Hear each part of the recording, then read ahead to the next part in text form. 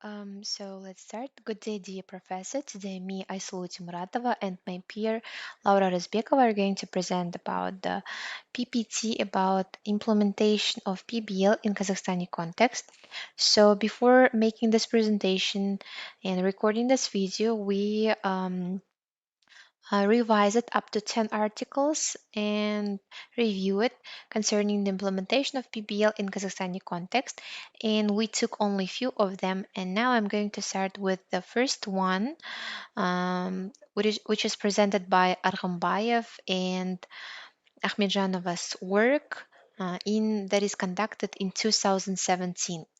So this research compared project-based learning to traditional methods in reducing lexical inferences or Russian English false friends in Kazakh English learner speech.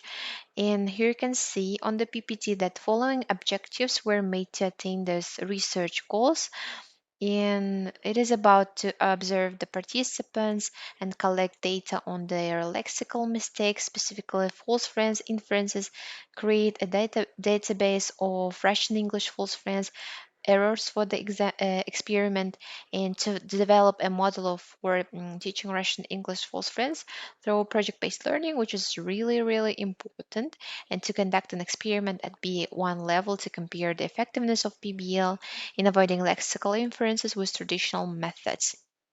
So in this research involved 94 intermediate students at Suleiman Demirel University majoring to foreign languages. And there were taken four freshman groups, and the participants were female, both male and students between 17 and 19 years. For accurate and valid results, several measurement tools, instruments were used, and here you can see that in this research were used observation, survey, in-depth semi-structured interviews were used to supplement the statistical data. So in the study, both experimental and control groups were pre-tested, first of all. Then after that, two homogeneous English proficiency groups were formed, and most of the participants were the B1 level with the few expectation of B2s. And so for control group, the explicit instructions were given week by the teachers where they were taught the meaning of Russian English false friends and given drills. And for the experimental group, they had to choose a complete four project work assignments on Russian English false friends throughout the semester, such as shooting a video lesson or just compile a booklet dictionary of Russian English false friends. And then 2 months later, a delayed post test was given, but before that, it was given the just post test, and the objectives of this delayed post test in order to show the efficiency, in order to find out the efficient method for vocabulary retention.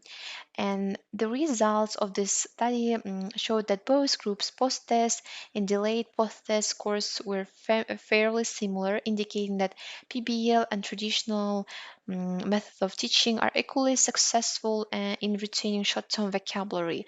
But then the 2 months delayed post-test showed different findings that 74% of experimental group members outperformed 60% of the control group participants. Thus, the post-test give more relevant and accurate results on long-term vocabulary retention. It shows that effectiveness of the PBL in long-term memory than the traditional method of teaching in such cases such as verbal translation, context use, and drill exercises. And moreover, the data collected from the interview and questionnaire results showed that two-thirds of the population had a positive experience acquiring vocabulary through PBL, and one-fifth enjoyed the tasks. So others have also the positive attitude, they weren't negative, and nobody disliked the tasks. And the positive attitude of the participants towards project based learning with the nature of the task was demonstrated as something new, unusual, fun, interesting, creative, and easy to remember. So next reviewed article is about the teachers' perceptions of project-based learning in Kazakh-Turkish Lithium in northern part of the Kazakhstan, which is conducted by Intakbekov in 2017.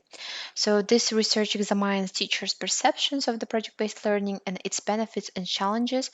And according to Bekov, 2017, both teachers and students have following challenges using PBL in the classroom, such as lack of time, lack of sufficient knowledge, collaboration among the students, that students have some free writing students, and appropriate resources and materials for the implementation using this PBL in the classroom. And the study explored teachers' perceptions of PBL and it's perceived as by teachers perceived as self-learning. PBL is the self-learning. PBL is the student-centered learning. Teacher-only facilitator. Matching task with real-world problem. Investigate topic interesting, meaningful for students themselves, and etc. And mentioned about the findings from Antakbekov study that he is conducted. It was revealed that Kazakhstani teachers working at Kazakh Turkish Lyceum in northern part of the Kazakhstan. Currently, it is called PIL, perceive PBL in alignment with the gold standard of PBL essentials. And the gold standard PBL consists of the seven essentials, such as challenging problem of questions, sustained inquiry, authenticity, student's voice and choice, reflection, critique, and revision. And the last one is the public product. Thank you, Aysel. Now let's move on to the next study, which was done by Nurbabliyev, Kaymak, Almaz, and Abidi. The title of the study was The Effect of Project-Based Learning on Students' Achievements in Mathematics.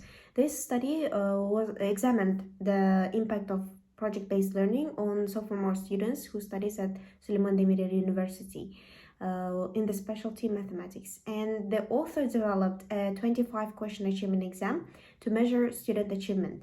And we had two groups, the treatment group and the comparison group. The treatment group learned course concepts through project-based learning, whereas the comparison group used traditional instruction. And according to the data, both groups post-test averages were statistically different. And the results says that a project-based learning paradigm helps enhance students' mathematics communication abilities in the classroom, and the participants believe that PBL is a useful learning and research strategy for their professions. The next study conducted by Jonas Bayeva provides a selective review on the literature and the analysis of the studies on project-based learning in the field of foreign language education and critical thinking skills, including the main concepts, key components, and the learning process within PBL. And according to the results, PBL has a strong theoretical support from the foreign literature, and most of the researchers understood and implemented it as an approach to foster critical thinking skills in the reviewed studies. However, not all of them complied with its essential elements proposed as gold standards of PBL. Particularly, the analysis of the selected studies in PBL sphere revealed that most of the researchers didn't take into consideration the requirements on the last and the main stage of PBL as public product, so that it demands the projects to be presented in front of the alternative audience. The last research study that we have looked at is Musina Tajanova, Aypaeva, Kunambaeva, and Begmagambetов's research study titled Project-Based Learning at the Pedagogical University of the Republic of Kazakhstan. And this article describes the results of a study of the specificity of implementation of project-based learning at the Pedagogical University in Kazakhstan and the difficulties arising from this via comparative qualitative research methods. And to identify the level of the readiness, researchers conducted a survey among 120 lecturers of Pavlodar State Pedagogical University, and the data collection method was a survey. So the results of the study says that lecturers of the pedagogical university have knowledge of project-based learning, but they rarely use this method of teaching. However, most of the respondents consider this method to be promising. So in order to conclude our today's video presentation, we would like to say that the implementation of PBL in Kazakhstani context is still on the process, and only some case studies conducted to implement the PBL. So that's why it's really difficult to make some conclusions about implementation of PBL in Kazakhstan.